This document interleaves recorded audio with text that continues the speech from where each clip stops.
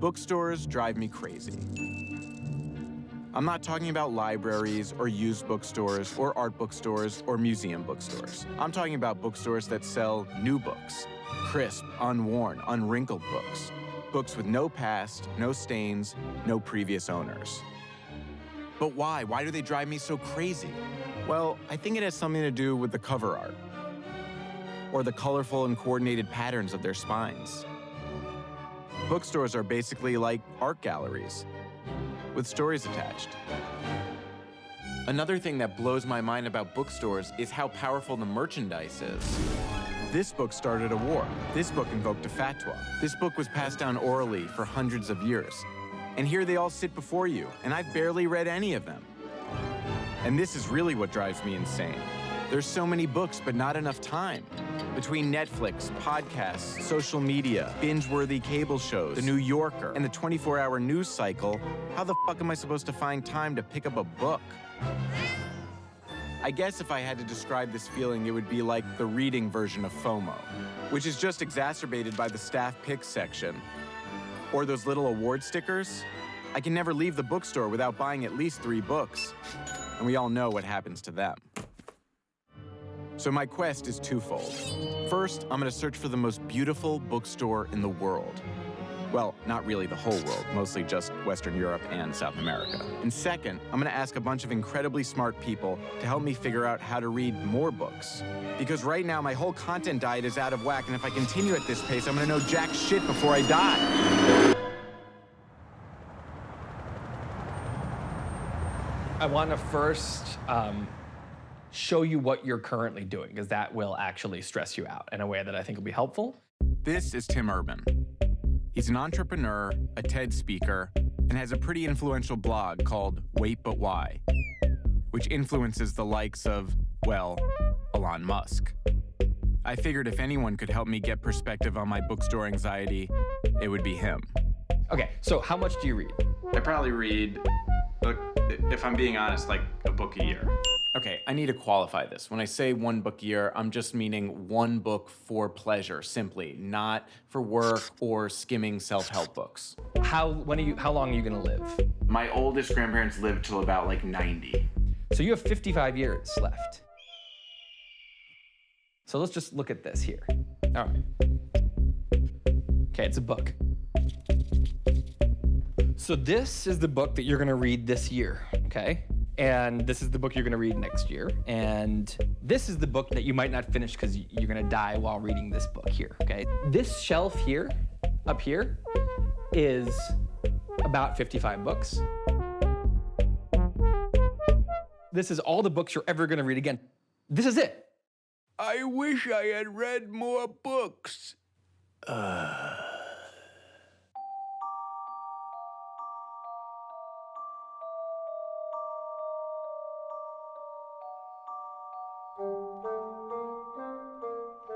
Let's just figure out how fast you read. I want you to read from here to that dot. Okay, go.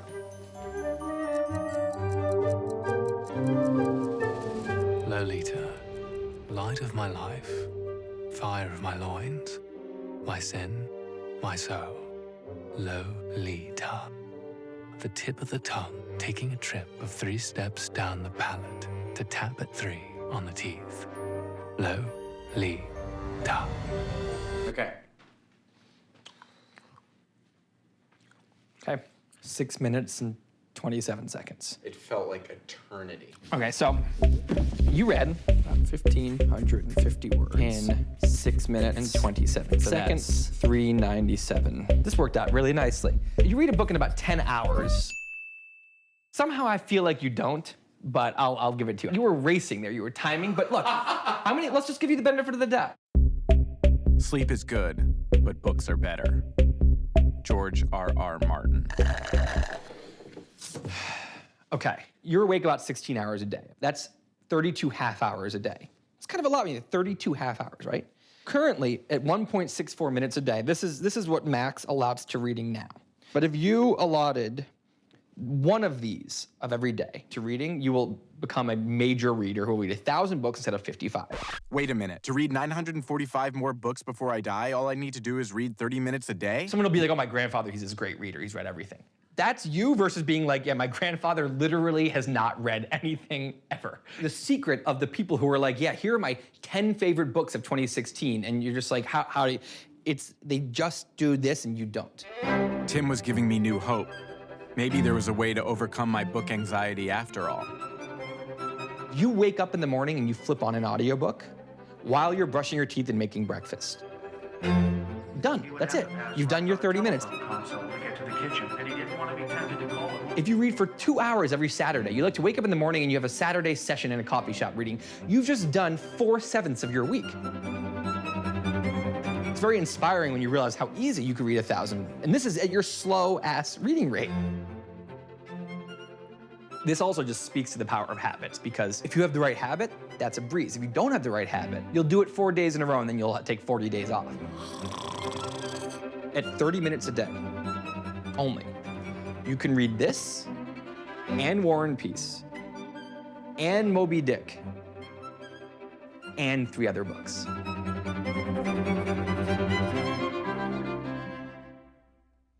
Okay, we are now heading to Europe, to Brussels first, actually, to see one of the most amazing bookstores in the world.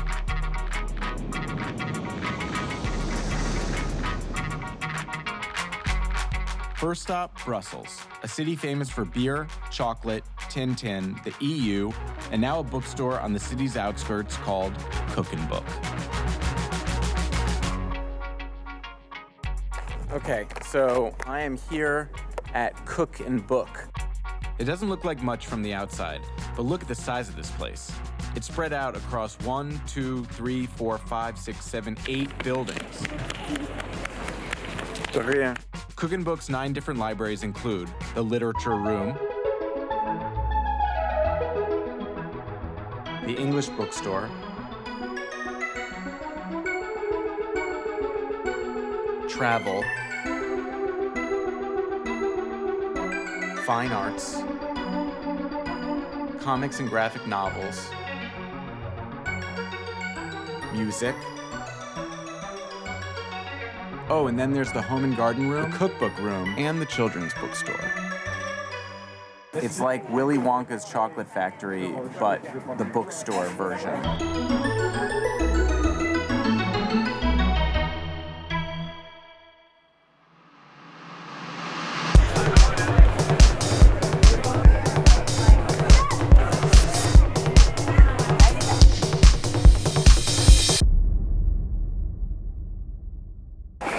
Okay, well, today has gotten off to somewhat of a rough start. I had wanted to leave Brussels at 11, but I woke up at around 11:30.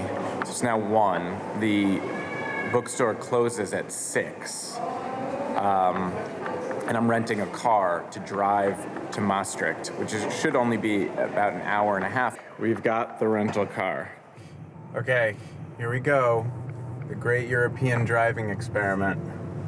I think I'm on the wrong side of the road already.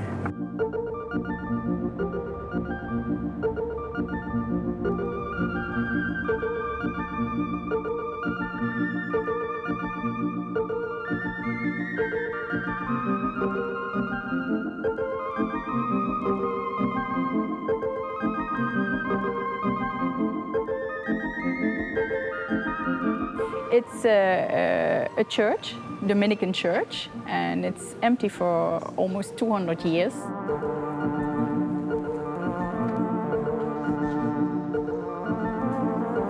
We celebrate Carnival in it. It has Christmas markets in it. Napoleon stole his horse and carriages over here. Different things. My favorite story about the church is that it housed the local guillotine in the 19th century.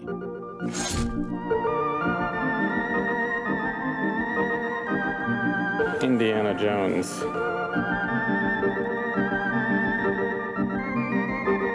I like these books. Do you read a lot of books? Yes, 50 to 60 books in a year. 50 to 60 books a year? Yes. That's a lot of books. That's a lot of books, yeah. There's a lot of reading. Do you watch TV?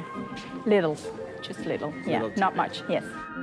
I hope I will be able to confide everything to you, as I have never been able to confide in anyone. And I hope you will be a great source of comfort and support. How do you make time for all those books? I go to bed early and make time to read, yes. How many hours a day would you say you read? 1 to 2 hours, yes. Depends how tired I am.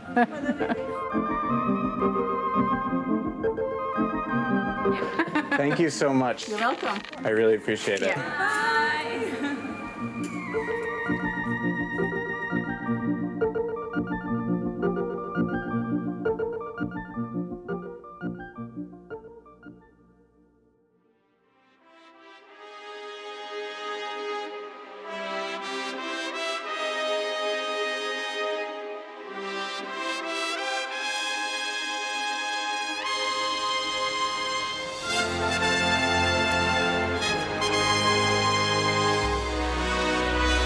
I like big books, and I cannot lie.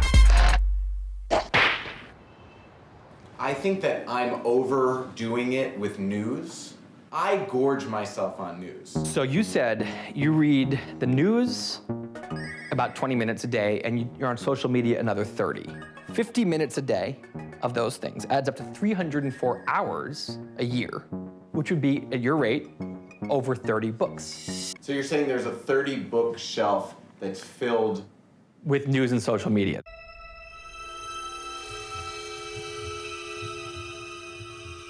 Right now, what we're doing is we're taking a 30-book shelf that you are reading every year, and we're taking 17 of the news social media books out, and we're putting in 17 new books.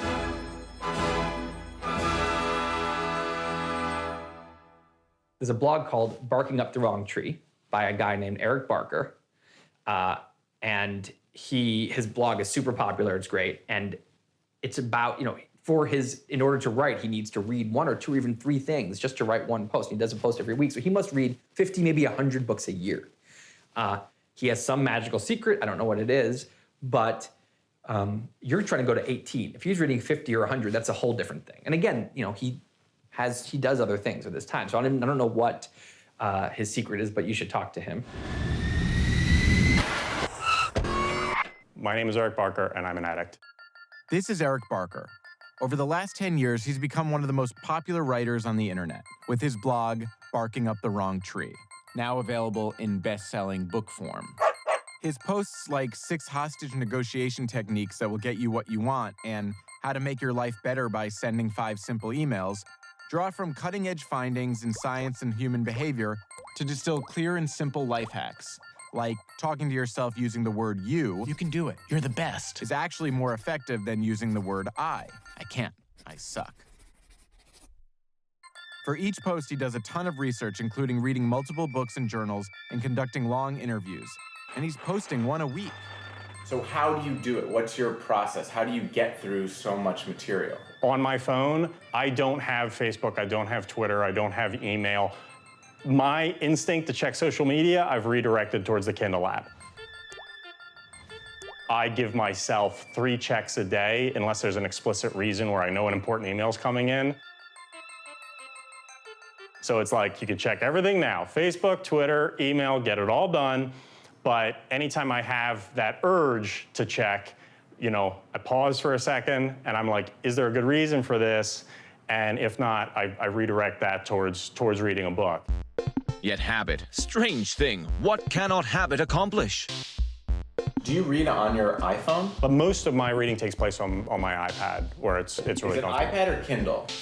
It's the Kindle app on the iPad. Interesting.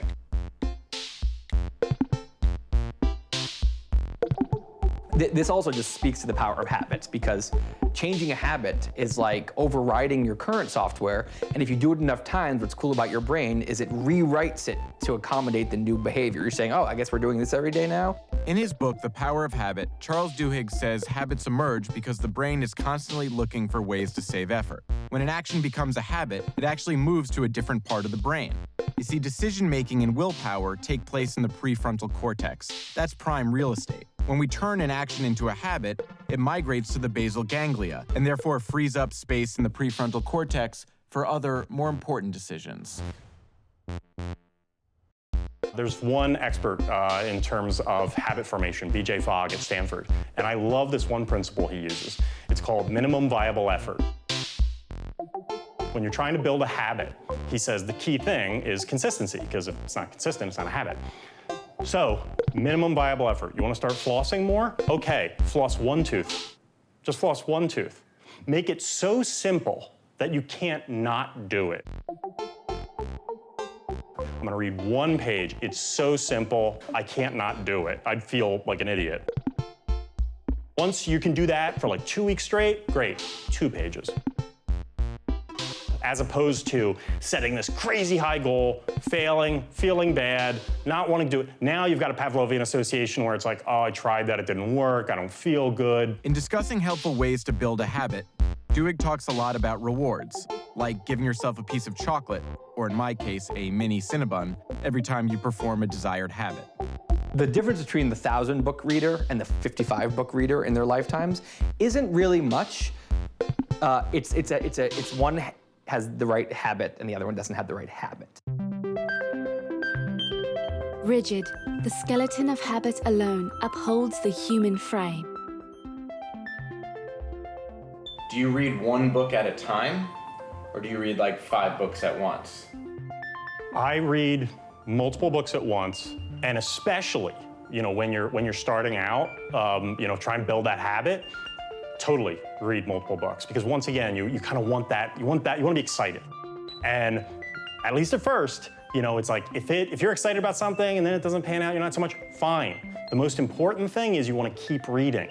You want to build that reading habit. So if it turns into a slog, put it aside, take the next one, because first and foremost, just make sure you're enjoying it.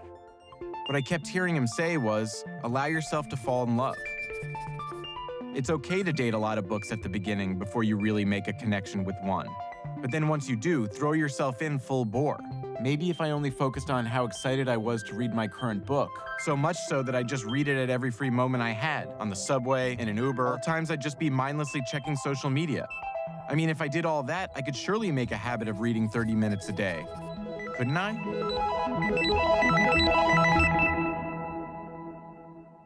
It's also worth noting that on Eric's blog, he explains another good hack to forming a habit is using friends to hold you accountable. I will read Infinite Jest with you. We'll have a book club. All right, so are we gonna do Infinite Jest? I'm gonna start this. It seems, even as I say that, I'm like, there's no way I could ever read this.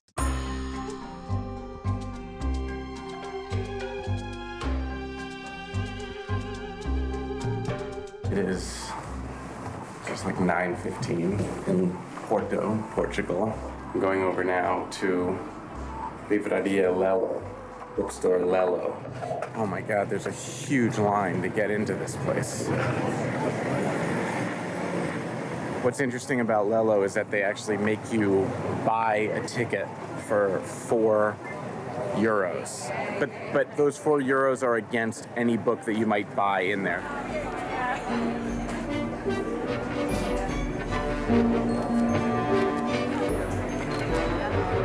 This is a shit show. Total shit show. It's like Wimbledon over here. Are there always this many people here? This many, yes. Every day. We're talking about 1 million a year, which is 3,000 a day. It's the most authentic Harry Potter universe that actually exists. That's my going theory. Mr. and Mrs. Dursley of number 4 Privet Drive were proud to say that they were perfectly normal, thank you very much. J.K. Rowling apparently lived in Porto. She was married with someone here, and she used to come here and write.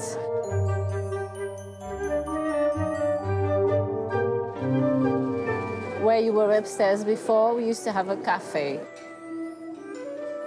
It was a very quiet place, like most bookstores. And she was so overwhelmed with the beauty of it all. She would come and sit down and write here. And they say she got inspired by a lot of the details we've got here, the stairs, for example, the fluidity. Behind the wall was a spiral staircase that was moving smoothly upward, like an escalator. She took things from town, from the fountain next door, from the students wearing black. First-year students will require 3 sets of plain workrobes, black. Most people come here thinking the movie was actually filmed here.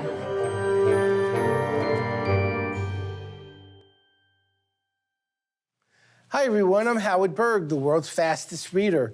I'm here today to share with you some of the strategies that helped me get into the Guinness Book of World Records. So let's get started. We have Howard Berg with us this morning. He is the world's fastest reader. The world's fastest reader, Howard Berg, is wrapping up Max Baucus's healthcare bill. I'm the world's fastest reader. I can read around 80 pages a minute. This supersonic speed put Howard in the Guinness Book of World Records and on the road teaching others his skill. It's not a magic trick. It is a skill, and it's something people can learn. That's my whole point of doing this. I'm going to show you how to increase your reading speed. I'm going to show you why you read slowly. I'm going to show you how to improve your comprehension, which I think is far more important than your speed. In fact, before we're done today, I'll show you the meaning of life, if you'd like that. I'll show you. Yeah. Actually. Howard is the fastest reader in the world, so I asked him to teach me his world-famous speed reading technique. Are you from New York originally? I am from New York. I thought so. I heard a little of that twang. I figured if I could up my pages per minute, then I could easily read more books before I die. Okay. To start speeding up, you're going to take your hand, and you're going to go one line at a time, with your hand going from the left to the right margin. From the left to the right margin. With your eyes following your hand, you go one line at a time, all the way across. Eye following the hand, eye following the hand. And here's the secret sauce, as fast as you can comprehend. And just doing that one change will bump you up by 10 to 20%. So just doing this line by line? As fast as you could comprehend. I was told not to do That's right. And they told you a lot of things in school that were wrong. What they did when they taught reading is they had you read aloud. It's like someone's in back of your head pronouncing one word at a time. When I'm reading 80, 90 pages a minute, I'm seeing movies. And then when I want to remember what I read, I play the movie back, and I'm seeing the details in my movie, and I'm converting what I'm seeing back to sound. So we're going to learn Paul Revere, but we're going to use the senses and not just the way we normally would learn it. So I'm going to show you how to do this. So Paul Revere, okay, he stood near Boston Harbor, and he smelled and tasted salt. Okay, I want you to smell and taste the salt. He saw the light in the tower. See the light in the tower, one light by land. So you're having me experience it. Uh-huh. He mounted his horse. He felt the saddle pressing against him. Do you feel the saddle? Mm-hmm. He started to ride, and on the cobblestones, he heard the... And then he got in the woods. This is what you mean by feel it as a movie. Hear it, feel it, smell it, touch it, taste it, experience it. And he heard the hooves on the soft ground, and he could smell the pine trees in the woods. In a textbook, it would have said, Paul Revere warned the regulars the Minutemen were coming. And the next day, all you'd remember is I read something about the Revolutionary War. But if you experienced it, you smelled the smells, you heard the hooves, you felt the saddle. Now all of your brain is engaged. It's immersive. You're experiencing it as if it's happening. Tell me when you're ready. Ready. Go.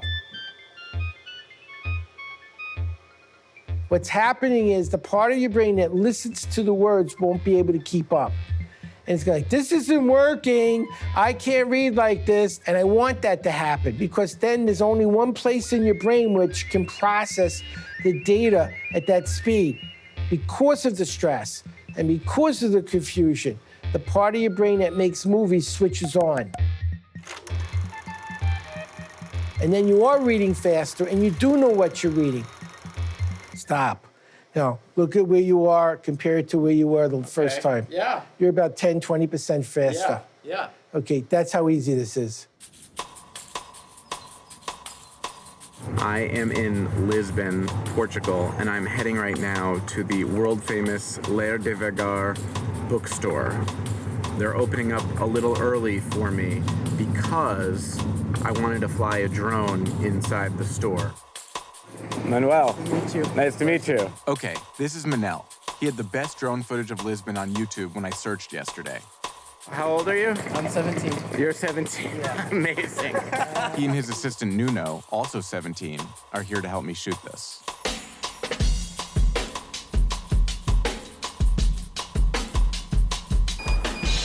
All right, well, we're already having some problems with the drone. Manuel is sweating over here. We have to link something, then we have to link the controls. Why it's still making this? Come on, get it up.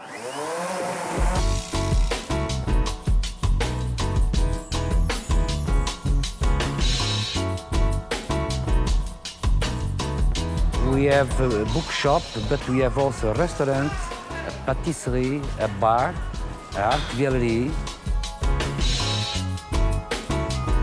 What does Devagar mean? Devagar means read slowly, because all things that we do, we must do slowly or with time. If I can only go to one other bookshop in Portugal, which one should it be? Outside Lisbon, Lello in Porto, Arquivo in Leiria, Fonte Letras in Évora, and all bookshops in Obidos. In where? Obidos. Wow. In Obidos. And this, So that town is the town. whole bookstore town. Yes, yeah. They are 14 bookshops, and the inhabitants in the center of the city are 62. 62 inhabitants and 14 bookshops. It was my last day in Portugal, and I didn't really have a lot of time. So I rushed up to Obidos and tried to see as many bookstores as I could before everything closed. This one's in a church. This one sells fresh produce. The bookstore that's in the church just told me about another bookstore that's amazing, that's like a labyrinth of books, but it closes in like 5 minutes.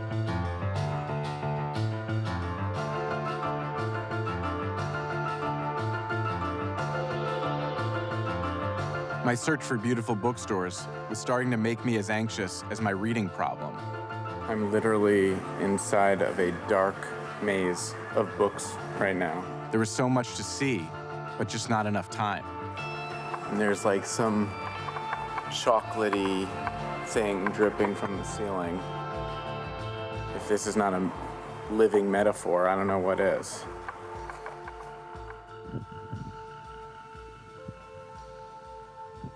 I'm standing in the Literary Man Hotel, and it is the most amazing hotel I've ever seen in my entire life. But I can't possibly film anymore today. Right now I'm recording this on my cell phone because all my other cameras, the batteries are dead because I've been shooting all day. But look at this place.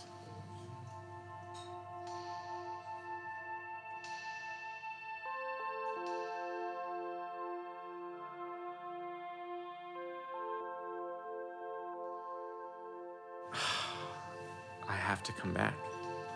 I mean, that's just it. I have to come back here.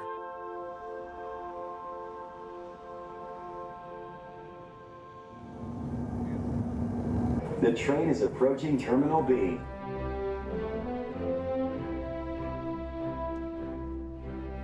All right, we are here now in Prairie View, Texas.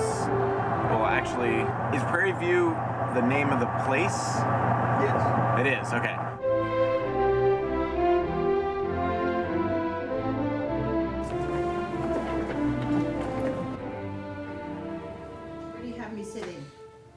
right here. Okay.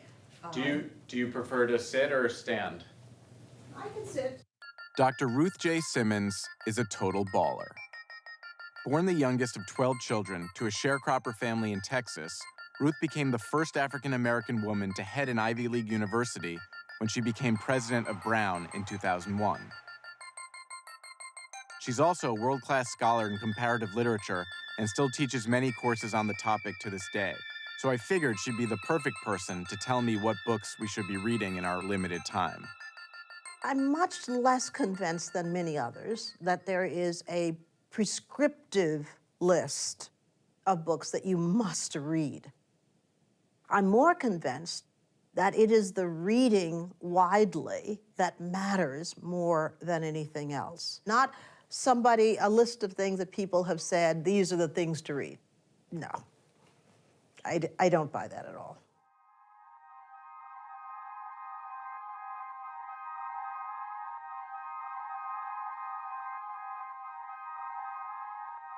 I know a lot of people today like to do things on the fly. You can't read a book on the fly. Thank goodness, right? Because forced meditation is probably a good thing. Is that what you feel books are, forced meditation? They can enable it if you're not disciplined enough to meditate otherwise.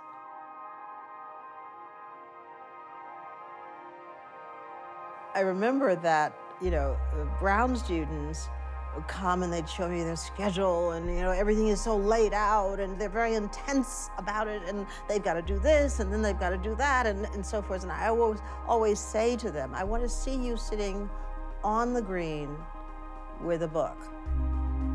Stop. Reflect.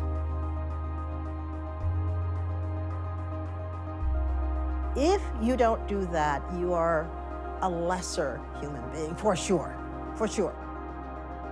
The busyness does not make our lives meaningful.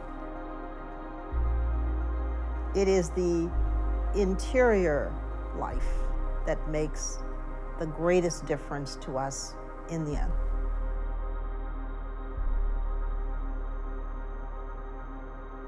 Maybe the whole purpose of reading wasn't to learn more, but to get in touch with that deep and quiet part of yourself. Your inner temple, so to speak. If you enforce reading, you're likely to enforce time for reflection, because it's hard to read without reflecting. This reminded me of something Howard Berg said. I don't start off at that what's speed. Your low speed? It's as slow as I want. I've learned to shut it off when I want to. Like if I'm relaxing and I'm reading and I'm enjoying something. I mean, do you want to read, let's say you're a Harry Potter fan and you waited 10 months for the next book. Do you want to finish in 3 minutes? It's like chugging Dom Perignon or looking at the Mona Lisa on a skateboard. You don't get the ambiance, the flavor. Well, if the fastest reader in the world likes to slow down when he reads, maybe I should too.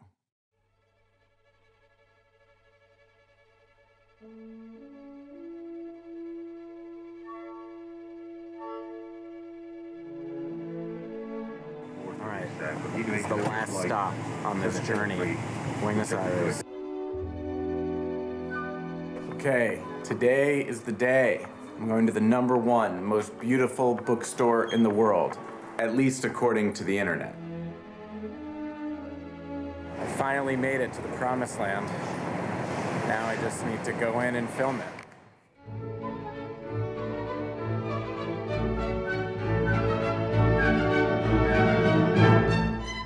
El Teatro Gran Splendid started as a tango theater in 1919, and then became a movie theater in 1929. And eventually a bookstore in 2000.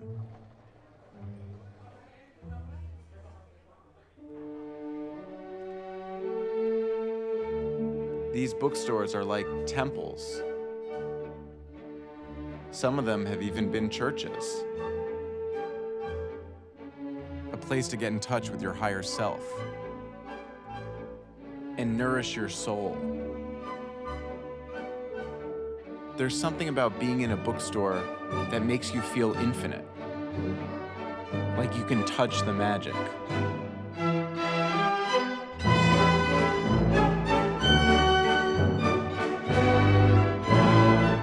And when I look at it that way, it doesn't make me so anxious. All right, well, that just about does it. I've seen almost all the most beautiful bookstores in Europe, North America, and South America. At some point, I'll have to make a volume 2 in Russia and Asia and Australia. But until then, I think this will have to do. On the way to the airport, I reflected on what this journey was really about. What reading is really about. When we read, we are transported to another space, another seat. You lose yourself. You forget everything that's happening outside. It's just the most amazing thing. You can fly when we read a book. But it only works if you slow down enough to hear the hooves, to experience it, to get to that quiet place inside yourself where you're reflecting, and build a habit out of it. Just 30 minutes a day, or 3 hours a week. With all the ways you can read now, there's almost no excuse. Forced meditation is probably a good thing. And the best part about it is that it should be fun. First and foremost, just make sure you're enjoying it. Unlike the gym, this is not a bad square. This is one of your favorite rectangles of the day. And the meaning of life? Well, Howard still needs to explain that one to me. It's not hidden. It's in plain sight, but it's scattered through thousands and thousands and thousands and thousands of books and art and music. The pieces of the puzzle are all out there.